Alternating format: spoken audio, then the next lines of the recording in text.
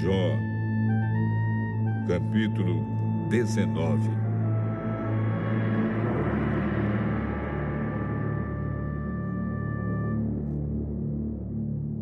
Então, em resposta, Jó disse: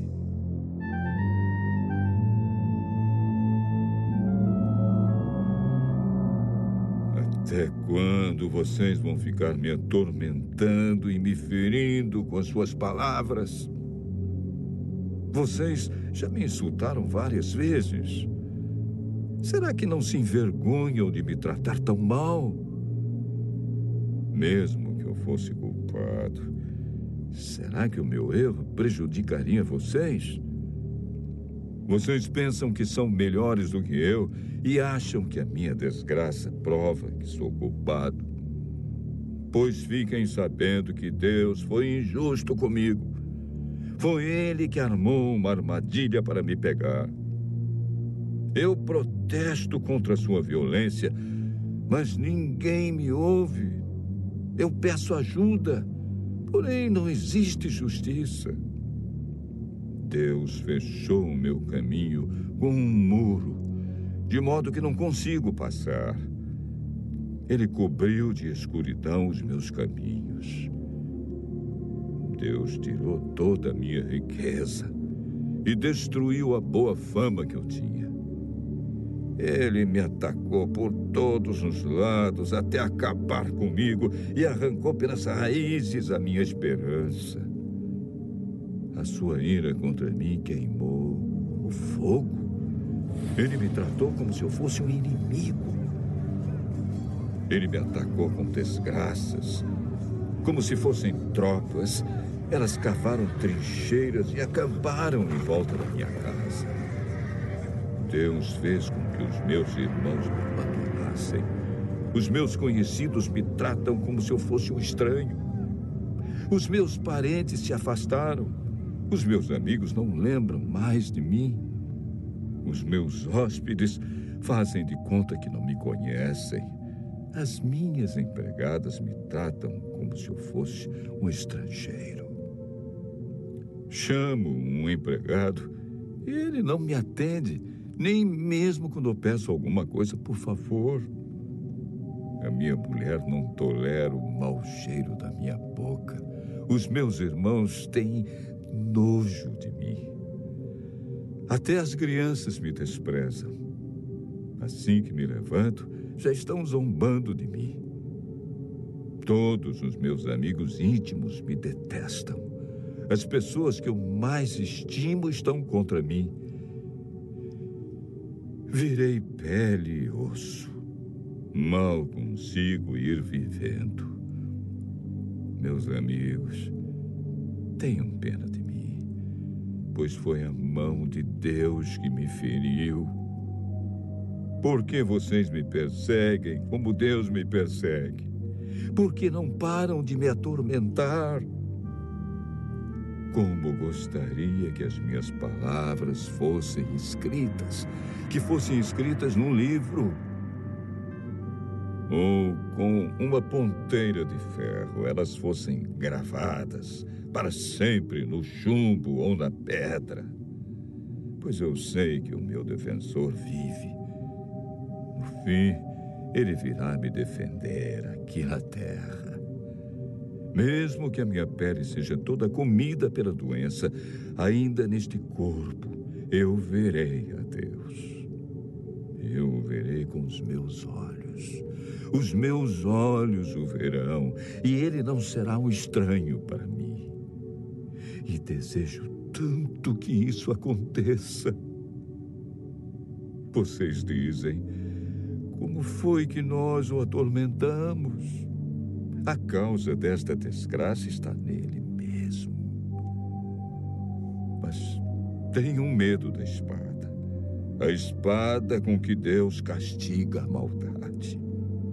Fiquem sabendo que há alguém que nos julga.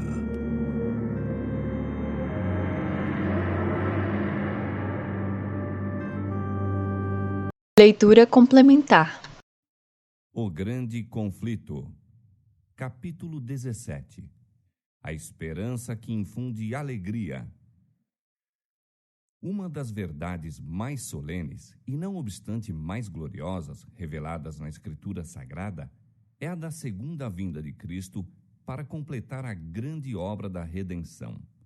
Ao povo de Deus, por tanto tempo a peregrinar em sua jornada na região e sombra da morte, é dada uma esperança preciosa e inspiradora de alegria na promessa do aparecimento daquele que é a ressurreição e a vida, a fim de levar de novo ao lar seus filhos exilados.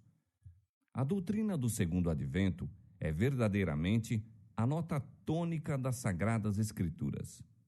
Desde o dia em que o primeiro par volveu os entristecidos passos para fora do Éden, os filhos da fé têm esperado a vinda do prometido para quebrar o poder do destruidor e de novo levá-los ao paraíso perdido.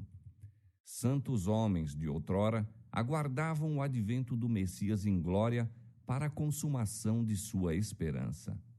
Enoque, apenas o sétimo da descendência dos que habitaram no Éden, e que na terra durante 3 séculos andou com Deus, teve permissão para contemplar de muito longe a vinda do libertador. Eis que é vindo o Senhor, declarou ele, com milhares de seus santos para fazer juízo contra todos. Judas, versos 14 e 15. O patriarca Jó, na noite de sua aflição, exclamou com inabalável confiança: Eu sei que o meu Redentor vive e, por fim, se levantará sobre a terra. Ainda em minha carne verei a Deus. Vê-lo-ei por mim mesmo, e os meus olhos, e não outros, o verão. Jó, capítulo 19, versos 25 a 27. A vinda de Cristo para inaugurar o reino de justiça tem inspirado as mais sublimes e exaltadas declarações dos escritores sagrados. Os poetas e videntes da Bíblia dela trataram com palavras incendidas de fogo celestial. O salmista cantou do poder e majestade do Rei de Israel. Desde Sião, a perfeição da formosura, resplandeceu Deus. Virá o nosso Deus e não se calará. Chamará os céus do alto e a terra para julgar o seu povo. Salmos capítulo 50, versos 2 a 4. Alegrem-se os céus e regozije-se a terra ante a face do Senhor, porque vem a julgar a terra, julgará o mundo com justiça e os povos com a sua verdade. Salmo 96, versos 11 a 13. Disse o profeta Isaías: Despertai e exultai os que habitais no pó, porque o teu orvalho será como o orvalho das ervas, e a terra lançará de si os mortos. Os teus mortos viverão, os teus mortos ressuscitarão. Aniquilará a morte para sempre, e assim enxugará o Senhor Jeová as lágrimas de todos os rostos, e tirará o opróbrio do seu povo de toda a terra. Porque o Senhor o disse, e naquele dia se dirá: Eis que este é o nosso Deus a quem aguardávamos, e ele nos salvará.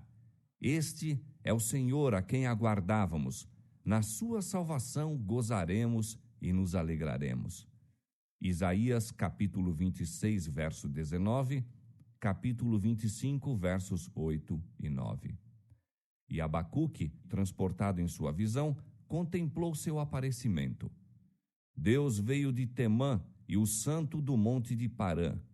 A sua glória cobriu os céus e a terra encheu-se de seu louvor. E o seu resplendor era como a luz. Parou e mediu a terra. Olhou e separou as nações. E os montes perpétuos foram esmiuçados. Os outeiros eternos se encurvaram. O andar eterno é seu. Andaste sobre teus cavalos e teus carros de salvação. Os montes te viram e tremeram. Deu o abismo a sua voz, levantou as suas mãos ao alto. O sol e a lua pararam nas suas moradas. Andaram à luz das tuas frechas, ao resplendor do relâmpago da tua lança. Tu saíste para o salvamento do teu povo, para salvamento do teu ungido. Abacuque capítulo 3, versos 3 a 13. Quando o Salvador estava prestes a separar-se de seus discípulos, confortou-os em sua tristeza com a segurança de que viria outra vez. Não se turbe o vosso coração. Na casa de meu Pai há muitas moradas. Vou preparar-vos lugar, e se eu for e vos preparar lugar, virei outra vez e vos levarei para mim mesmo. João capítulo 14, versos 1 a 3. E quando o Filho do Homem vier em sua glória, e todos os santos com ele, então se assentará no trono de sua glória, e todas as nações serão reunidas diante dele. Mateus capítulo 25, versos 31 e 32. Os anjos que por momentos se detiveram no Monte das Oliveiras depois da ascensão de Cristo, repetiram aos discípulos a promessa de sua volta. Esse Jesus, que dentre vós foi recebido em cima no céu, há de vir assim como para o céu o vistes ir. Atos capítulo 1, verso 11. E o apóstolo Paulo, falando pelo Espírito de inspiração, testificou: o mesmo Senhor descerá do céu com alarido e com voz de arcanjo e com a trombeta de Deus. 1 Tessalonicenses capítulo 4, verso 16. Diz o profeta de Patmos: eis que ele vem com as nuvens, e todo olho o verá. Apocalipse capítulo 1, verso 7. Em torno de sua vinda agrupam-se as glórias daquela restauração de tudo, de que Deus falou pela boca de todos os seus santos profetas desde o princípio. Atos capítulo 3, 21. Quebrar-se-á então o prolongado domínio do mal. Os reinos do mundo tornar-se-ão de nosso Senhor e de seu Cristo, e ele reinará para todo sempre. Apocalipse capítulo 11, verso 15. A glória do Senhor se manifestará, e toda a carne juntamente a verá. O Senhor Jeová fará brotar a justiça e o louvor para todas as nações.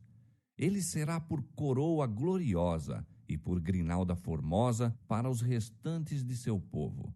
Isaías capítulo 40, verso 5, capítulo 61, verso 11 e capítulo 28, verso 5. É então que o pacífico e longamente almejado reino do Messias se estabelecerá sob todo o céu.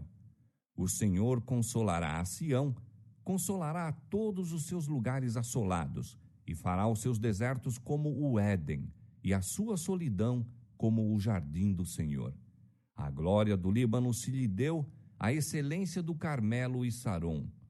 Nunca mais te chamarão desamparada, nem a tua terra se denominará jamais assolada, mas chamar-te-ão meu deleite, e a tua terra Beulá. Como o noivo se alegra da noiva, assim se alegrará de ti o teu Deus.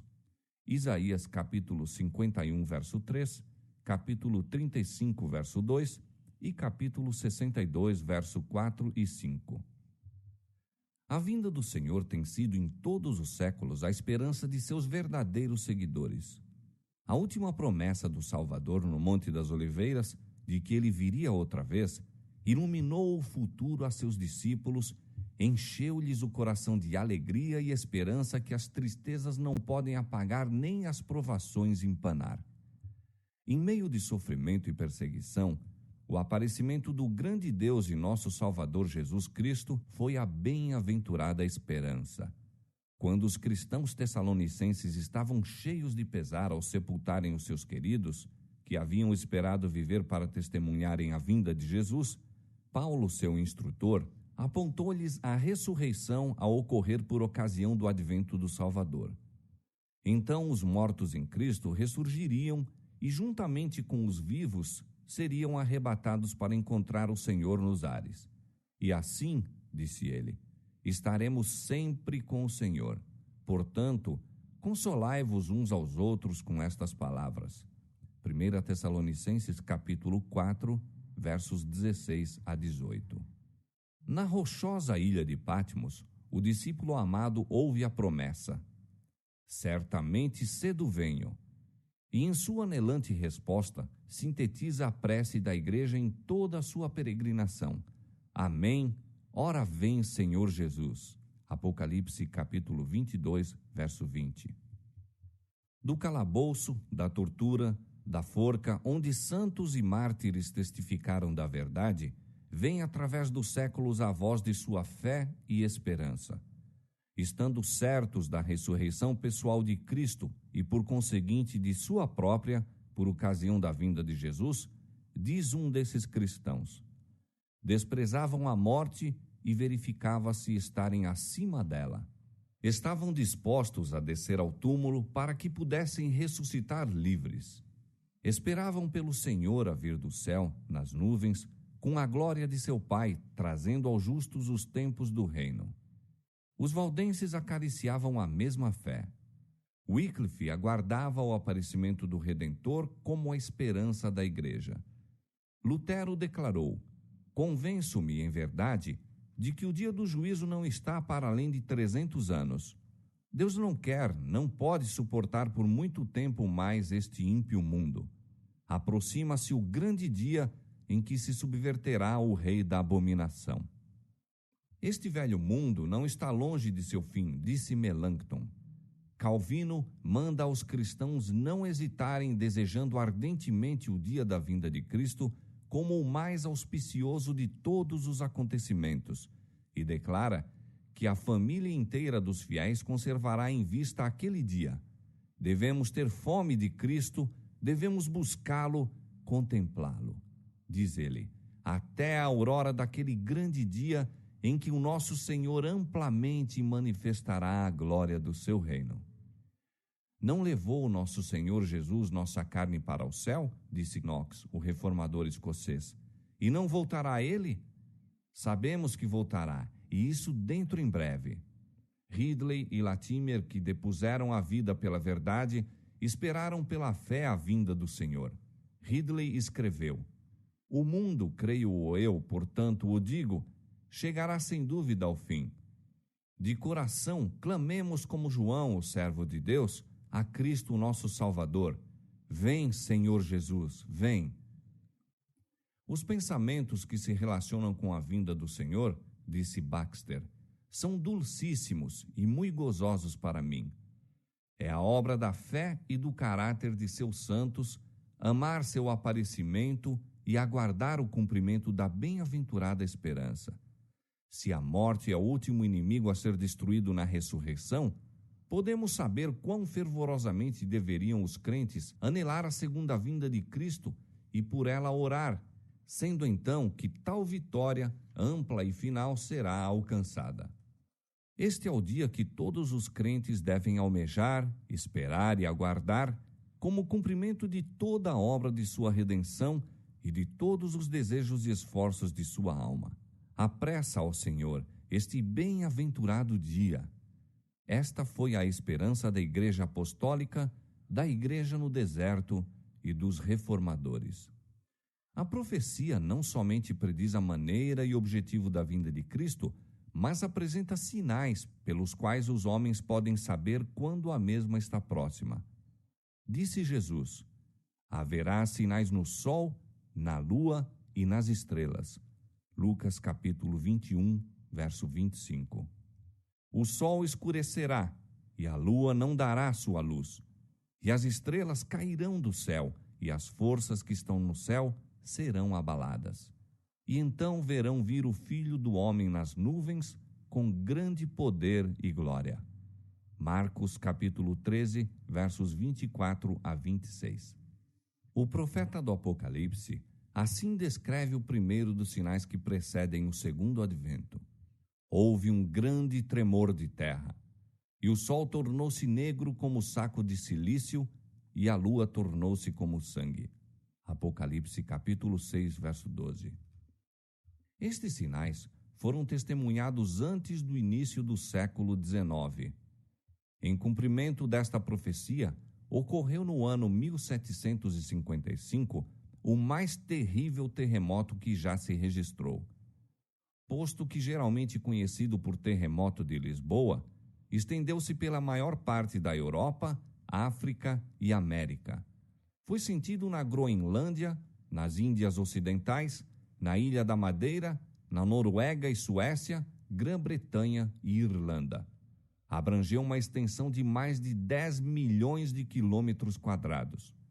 Na África, o choque foi quase tão violento como na Europa. Grande parte da Argélia foi destruída e a pequena distância de Marrocos foi tragada uma aldeia de 8 ou 10 mil habitantes. Uma vasta onda varreu a costa da Espanha e da África, submergindo cidades e causando grande destruição. Foi na Espanha e Portugal que o choque atingiu a maior violência. Disse que em Cádiz a ressaca alcançou a altura de 20 metros. Montanhas, algumas das maiores de Portugal, foram impetuosamente sacudidas, como que até os fundamentos, e algumas delas se abriram nos cumes, os quais se partiram e rasgaram de modo maravilhoso, sendo delas arrojadas imensas massas para os vales adjacentes. Disse terem saído chamas dessas montanhas. Em Lisboa, um som como de trovão foi ouvido sob o solo e imediatamente depois, violento choque derribou a maior parte da cidade. No lapso de mais ou menos 6 minutos, pereceram 60 mil pessoas. O mar, a princípio, se retirou, deixando seca a barra. Voltou, então, levantando-se 12 metros ou mais acima de seu nível comum. Entre outros acontecimentos extraordinários que se refere terem ocorrido em Lisboa durante a catástrofe, esteve o sossobro do novo cais construído inteiramente de mármore, com vultosa despesa. Grande número de pessoas ali se ajuntara em busca de segurança, sendo um local em que poderiam estar fora do alcance das ruínas que tombavam. Subitamente, porém, o cais afundou com todo o povo sobre ele e nenhum dos cadáveres jamais flutuou na superfície. O choque do terremoto foi instantaneamente seguido da queda de todas as igrejas e conventos, de quase todos os grandes edifícios públicos e de mais da 1/4 das casas. 2 horas depois, aproximadamente, irromperam incêndios em diferentes quarteirões e com tal violência se alastraram pelo espaço de quase 3 dias que a cidade ficou completamente desolada. O terremoto ocorreu num dia santo, em que as igrejas e conventos estavam repletos de gente, muito pouca da qual escapou. O terror do povo foi indescritível. Ninguém chorava, estava além das lágrimas. Corriam para aqui e para acolá, em delírio, com horror e espanto, batendo no rosto e no peito, exclamando: misericórdia! É o fim do mundo! Mães esqueciam-se de seus filhos e corriam para qualquer parte, carregando crucifixos. Infelizmente, muitos corriam para as igrejas em busca de proteção, mas debalde foi exposto o sacramento. Em vão as pobres criaturas abraçaram os altares. Imagens, padres e povo foram sepultados na ruína comum. Calculou-se que 90 mil pessoas perderam a vida naquele dia fatal. 25 anos mais tarde, apareceu o sinal seguinte mencionado na profecia: o escurecimento do sol e da lua. O que tornou isto mais surpreendente foi o fato de que o tempo de seu acontecimento fora definidamente indicado. Na palestra do Salvador com seus discípulos no Monte das Oliveiras, depois de descrever o longo período de provação da Igreja, os 1260 anos da perseguição papal, relativamente aos quais prometera a ele ser abreviada a tribulação, mencionou Jesus certos acontecimentos que precederiam sua vinda e fixou o tempo em que o primeiro destes deveria ser testemunhado. Naqueles dias, depois daquela aflição, o sol se escurecerá e a lua não dará a sua luz. Marcos capítulo 13, verso 24. Os 1260 dias, ou anos, terminaram em 1798. 1/4 de século antes, a perseguição tinha cessado quase inteiramente. Em seguida a esta perseguição, segundo as palavras de Cristo, o sol deveria escurecer-se. A 19 de maio de 1780, cumpriu-se esta profecia. Único ou quase único em sua espécie pelo misterioso e até agora inexplicado fenômeno que nele se verificou, foi o dia escuro de 19 de maio de 1780, de inexplicável escuridão que cobriu todo o céu e a atmosfera visíveis em Nova Inglaterra. Uma testemunha ocular que vivia em Massachusetts, nestes termos descreve o acontecimento. Pela manhã surgiu claro o sol, mas logo se ocultou. As nuvens se tornaram sombrias e delas negras e ameaçadoras como logo se mostraram, chamejavam relâmpagos, ribombavam trovões, caindo leve aguaceiro.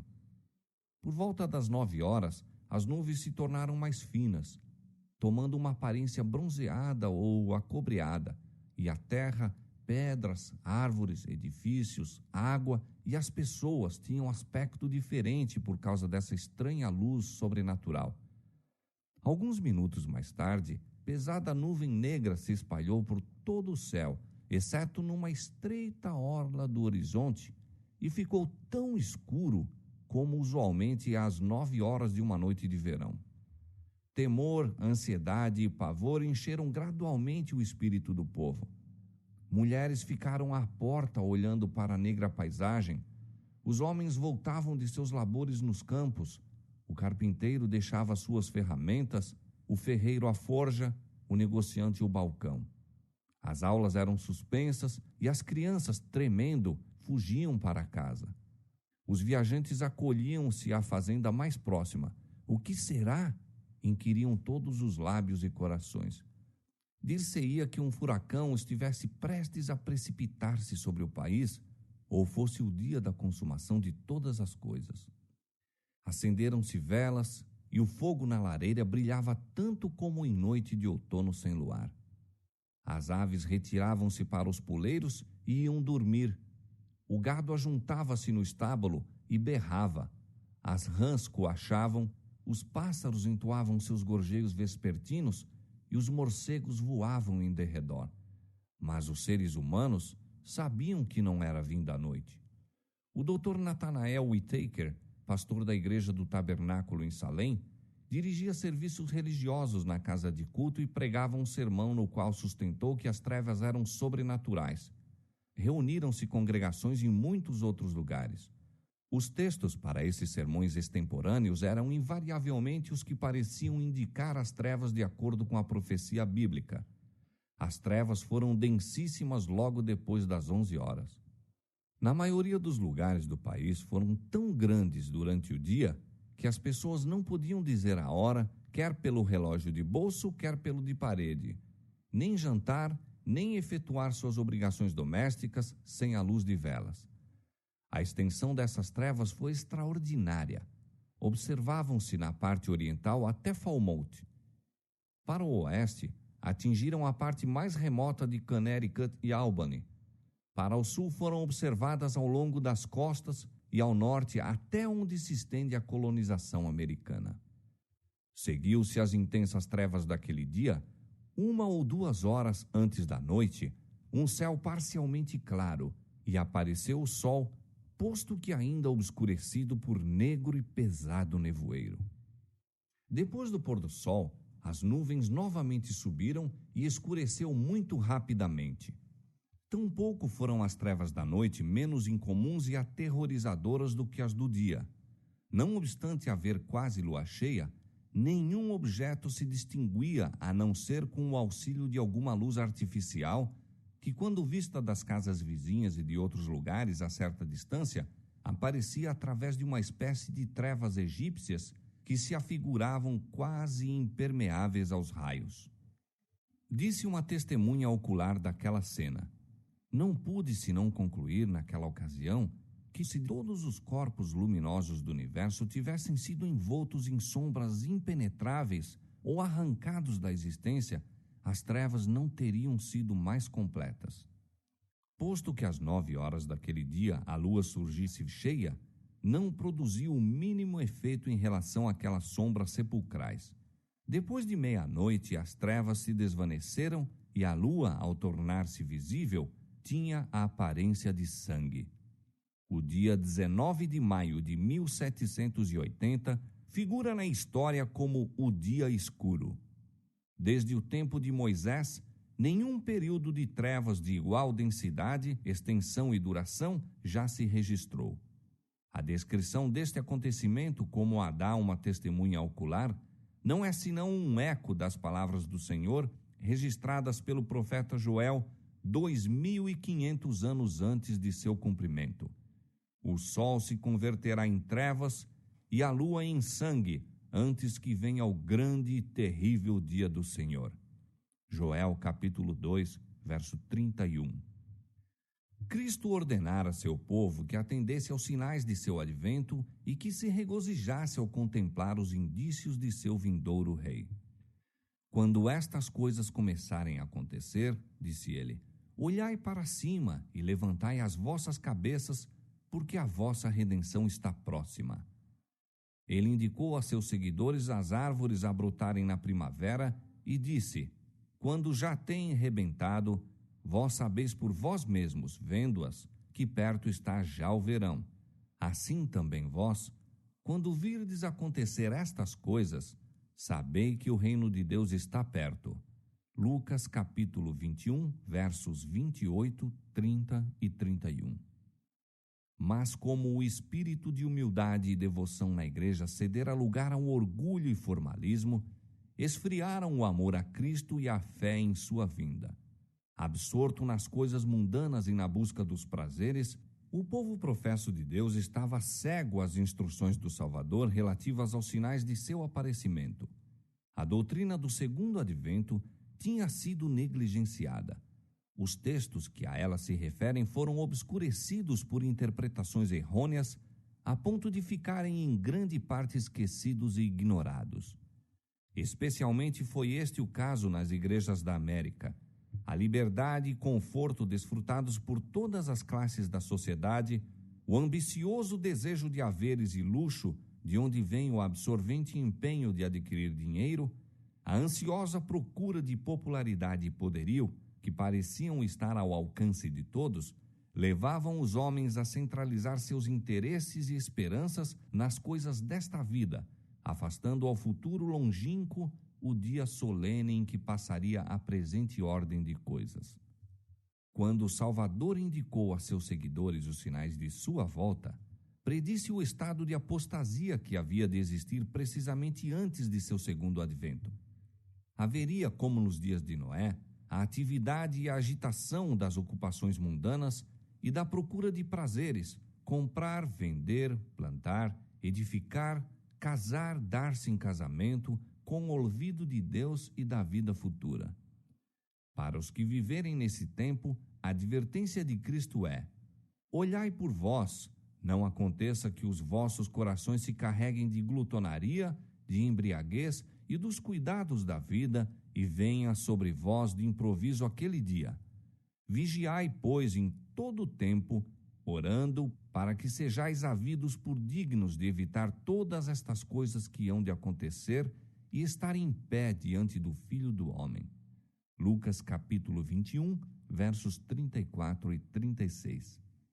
A condição da igreja neste tempo é indicada nas palavras do Salvador em Apocalipse. Tens nome de que vives e estás morto. E aos que se recusam despertar de seu cuidadoso sentimento de segurança, é dirigido este aviso solene: se não vigiares, virei a ti como um ladrão, e não saberás a que hora sobre ti virei. Apocalipse capítulo 3, verso 1 e 3. Era necessário que os homens fossem advertidos do perigo, que se despertassem a fim de preparar-se para os acontecimentos solenes ligados ao final do tempo da graça. Declara o profeta de Deus: o dia do Senhor é grande e muito terrível, e quem o poderá sofrer? Quem estará em pé quando aparecer aquele que é tão puro de olhos que não pode ver o mal e não pode contemplar a vexação? Joel capítulo 2, verso 11, Abacuque capítulo 1, verso 13. Para os que clamam: Deus meu, nós te conhecemos, e não obstante têm traspassado seu concerto e se apressaram após outros deuses, ocultando a iniquidade no coração e amando os caminhos da injustiça, para esses o dia do Senhor são trevas e não luz, completa escuridade, sem nenhum resplendor. Amós capítulo 5, verso 20. E há de ser que naquele tempo, diz o Senhor, esquadrinharei a Jerusalém com lanternas e castigarei os homens que estão assentados sobre as suas fezes, que dizem no seu coração: o Senhor não faz bem nem mal. Sofonias capítulo 1, verso 12.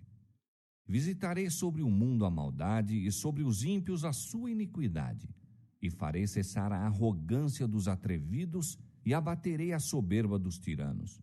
Isaías capítulo 13, verso 11. Nem a sua prata nem o seu ouro os poderá livrar. Será saqueada a sua fazenda e assoladas as suas casas. Sofonias capítulo 1, versos 18 e 13. O profeta Jeremias, prevendo esse tempo terrível, exclamou: estou ferido no meu coração. Não posso calar, porque tu, ó minha alma, ouviste o som da trombeta e o alarido da guerra. Quebranto sobre quebranto se apregoa. Jeremias capítulo 4, verso 19 e 20. Aquele dia é um dia de indignação, dia de angústia e de ânsia, dia de alvoroço e desolação, dia de trevas e de escuridão, dia de nuvens e de densas trevas, dia de trombeta e de alarido. Sofonias capítulo 1, versos 15 e 16. Eis que o dia do Senhor vem, para pôr a terra em assolação e destruir os pecadores dela. Isaías capítulo 13, verso 9. Ante a perspectiva desse grande dia, a palavra de Deus, com expressões as mais solenes e impressivas, apela para seu povo a fim de que desperte da letargia espiritual e busque sua face com arrependimento e humilhação. Tocai a buzina em Sião e clamai em alta voz no monte da minha santidade. Perturbem-se todos os moradores da terra, porque o dia do Senhor vem, ele está perto. Santificai um jejum, proclamai um dia de proibição. Congregai o povo, santificai a congregação, ajuntai os anciãos, congregai os filhinhos. Saia o noivo da sua recâmara e a noiva do seu tálamo. Chorem os sacerdotes, ministros do Senhor, entre o alpendre e o altar. Convertei-vos a mim de todo o vosso coração, e isso com jejuns e com choro e com pranto. E rasgai o vosso coração e não os vossos vestidos, e convertei-vos ao Senhor vosso Deus, porque ele é misericordioso, compassivo e tardio em irar-se e grande em beneficência. Joel capítulo 2, verso 1, versos 15 a 17, verso 12 e 13. A fim de preparar um povo para estar em pé no dia de Deus, deveria realizar-se uma grande obra de reforma. Deus viu que muitos dentre seu povo professo não estavam edificando para a eternidade e em sua misericórdia estava prestes a enviar uma mensagem de advertência a fim de despertá-los de seu torpor e levá-los a preparar-se para a vinda de Jesus. Esta advertência temo-la em Apocalipse 14. Apresenta-se-nos ali uma tríplice mensagem como sendo proclamada por seres celestiais e imediatamente seguida pela vinda do Filho do Homem para recolher a messe da terra. A primeira dessas advertências anuncia o juízo que se aproxima. O profeta contempla um anjo voando pelo meio do céu, tendo o evangelho eterno para o proclamar aos que habitam sobre a terra e a toda a nação e tribo e língua e povo, dizendo com grande voz: temei a Deus e dai-lhe glória, porque vinda é a hora do seu juízo, e adorai aquele que fez o céu e a terra e o mar e as fontes das águas. Apocalipse capítulo 14, versos 6 e 7. Declara-se que esta mensagem é parte integrante do Evangelho eterno. A obra de pregar o Evangelho não foi cometida aos anjos, mas confiada aos homens. Santos anjos têm sido empregados na direção desta obra.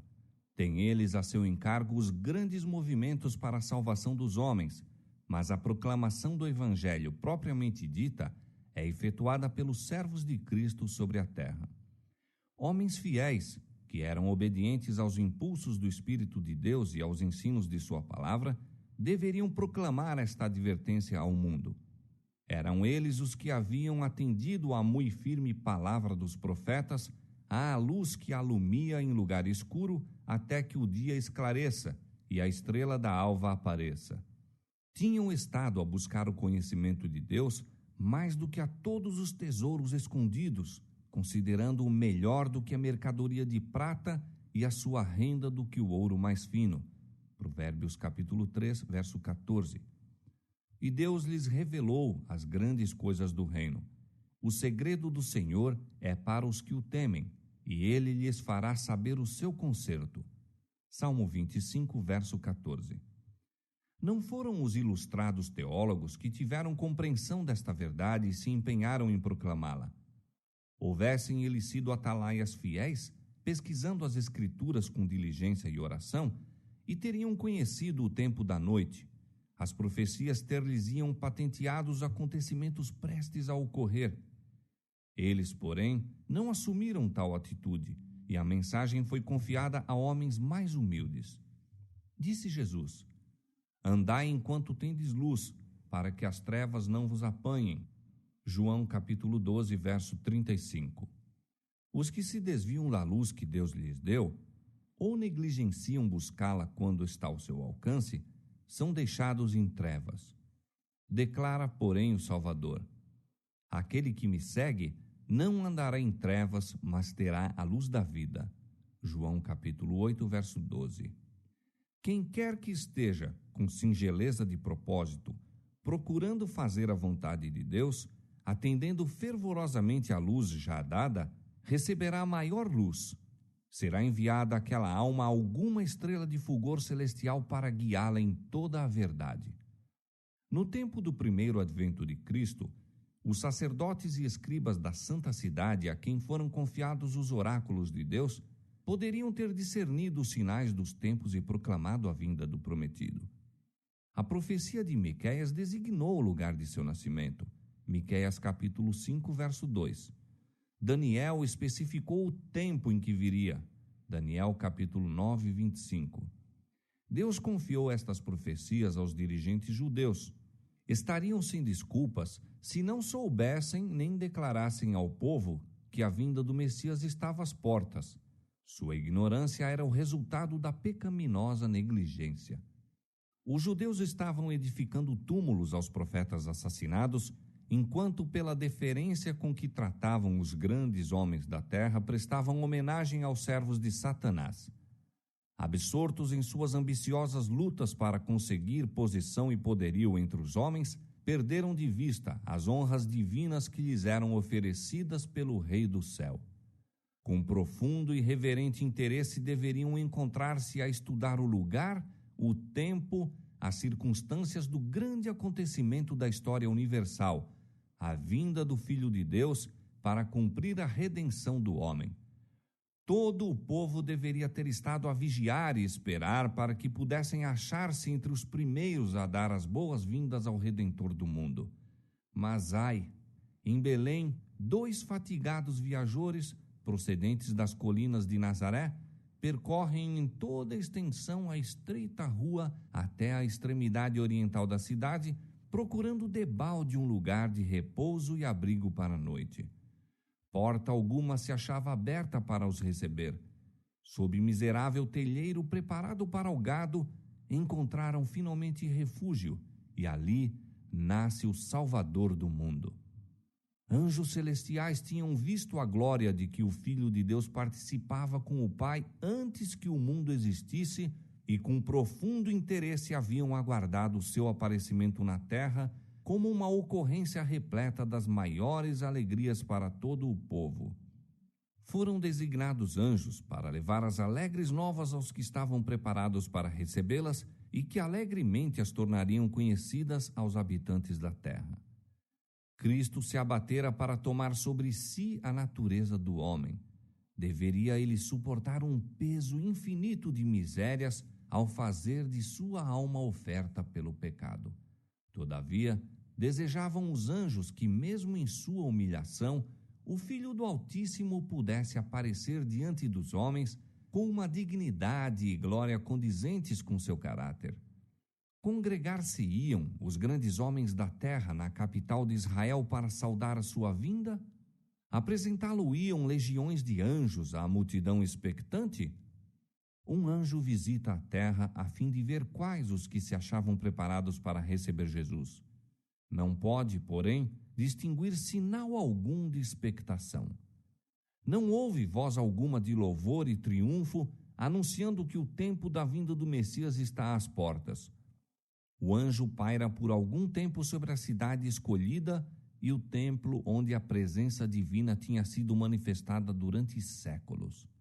Mas, mesmo ali, há idêntica indiferença. Os sacerdotes, em sua pompa e orgulho, estão oferecendo profanos sacrifícios no templo. Os fariseus estão em altas vozes discursando ao povo ou fazendo jactanciosas orações nas esquinas das ruas. Nos palácios dos reis, nas assembleias dos filósofos, nas escolas dos rabis, todos, de igual maneira, se acham inconscientes do maravilhoso fato que encheu todo o céu de alegria e louvor. O fato de que o Redentor dos homens está prestes a aparecer na terra. Evidência alguma há de que Cristo seja esperado e nenhuns preparativos para o príncipe da vida. Com espanto, está o mensageiro celestial prestes a voltar para o céu com a desonrosa notícia quando descobre alguns pastores que à noite vigiam seus rebanhos e, mirando o céu bordado de estrelas, meditam na profecia do Messias a vir à terra, anelando o advento do Redentor do mundo. Ali se encontra um grupo que está preparado para receber a mensagem celestial. E subitamente o anjo do Senhor aparece anunciando as boas novas de grande alegria. A glória celestial inunda a planície toda. Aparece uma incontável multidão de anjos e, como se fora demasiado grande alegria para um só mensageiro trazê-la do céu, uma multidão de vozes irrompe em antífonas que todas as nações dos salvos um dia entoarão. Glória a Deus nas alturas, paz na terra, boa vontade para com os homens. Lucas capítulo 2, verso 14. Que lição encerra a maravilhosa história de Belém! Quanto ela reprova nossa incredulidade, nosso orgulho e amor próprio. Quanto nos adverte a nos precavermos para que não aconteça que pela nossa criminosa indiferença deixemos também de discernir os sinais dos tempos e, portanto, não conheçamos o dia de nossa visitação. Não foi somente nas colinas da Judéia, nem apenas entre os humildes pastores que os anjos encontraram os que se achavam vigilantes pela vinda do Messias. Na terra dos gentios, havia também os que por ele esperavam. Eram homens sábios, ricos e nobres filósofos do Oriente. Investigadores da natureza, haviam os magos visto a Deus em sua obra. Pelas escrituras hebraicas tinham aprendido acerca da estrela que deveria surgir de Jacó e com ardente desejo esperavam a vinda daquele que seria não somente a consolação de Israel, mas uma luz para alumiar as nações e salvação até os confins da terra. Lucas capítulo 2, versos 25 e 32, Atos capítulo 13, verso 47. Buscavam a luz, e luz procedente do trono de Deus iluminou-lhes o caminho para os pés.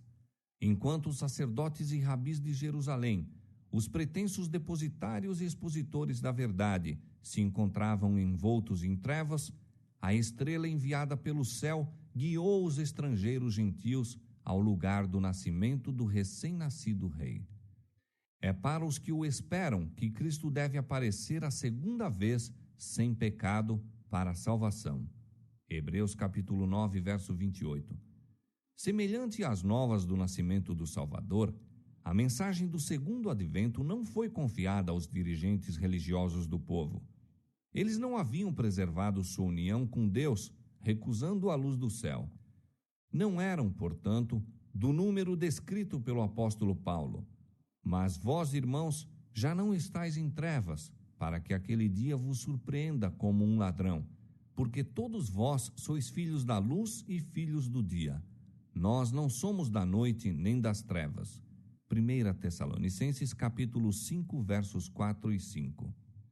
Os atalaias sobre os muros de Sião deveriam ter sido os primeiros a aprender as novas do advento do Salvador, os primeiros a alçar a voz para proclamar achar-se ele perto, os primeiros a advertir o povo a fim de que se preparasse para a sua vinda. Entregavam-se, porém, ao comodismo, sonhando em paz e segurança, enquanto o povo dormia em seus pecados. Jesus viu a sua igreja semelhando a figueira estéril, coberta de pretensiosas folhas e, no entanto, destituída do precioso fruto. Notava-se alardeada observância das formas da religião, enquanto faltava o espírito da verdadeira humildade, arrependimento e fé, o que unicamente poderia tornar aceitável o culto a Deus.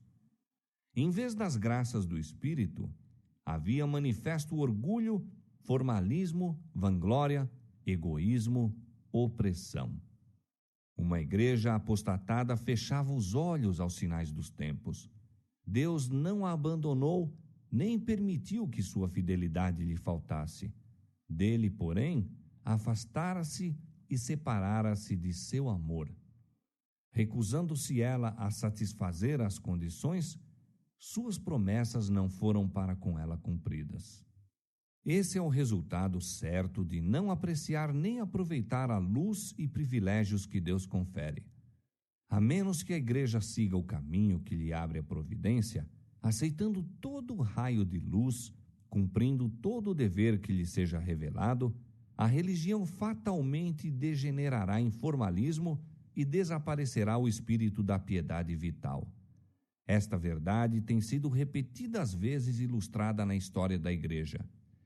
Deus requer de seu povo obras de fé e obediência correspondentes às bênçãos e privilégios conferidos. A obediência exige sacrifício e implica uma cruz. E este é o motivo por que tantos dentre os professos seguidores de Cristo se recusam a receber a luz do céu e, como aconteceu com os judeus de outrora, não conhecem o tempo de sua visitação.